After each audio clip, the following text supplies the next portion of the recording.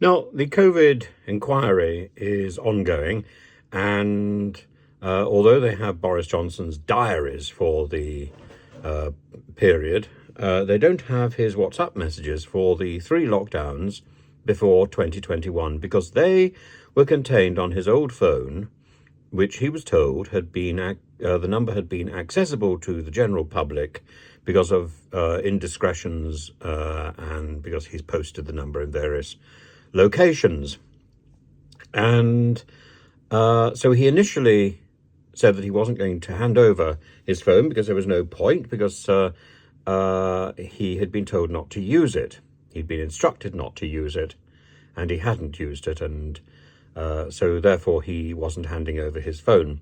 Now he's come up with another excuse not to hand over the WhatsApp messages because I can't remember my WhatsApp password, and if I put in the wrong one, all these messages will be gone. Blah. Well, of course, that's terribly convenient as well. Not only is it convenient that he can't remember. My life is so chaotic. Can't remember. Can't remember because that's convenient.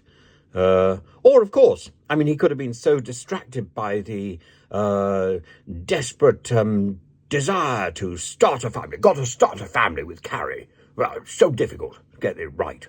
At least one thing is right. At least one thing has gone in his favour, hasn't it? He's been able to start a family with Carrie. That difficult bridge has been crossed, has been traversed many times with success. Clearly, there are some passwords that seem so much easier to remember for Boris than others.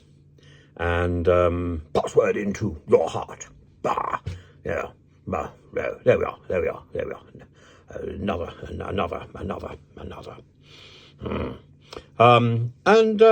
There we are. The COVID inquiry is probably doomed from that point of view. Or what are we going to do? Suggest that Boris is not chaotic, that it is not believable that he has forgotten the password? If he's anything like me, he would have written the password on a bit of paper somewhere. All he has to do is go through his paperwork, or maybe he could contact Oakenthorpe, or whatever her name is, Isabel Oakenthorpe. I'm sure she'd be only too happy to go through all the mountainous paperwork of Boris's back catalogue, maybe stored in his downstairs lavatory.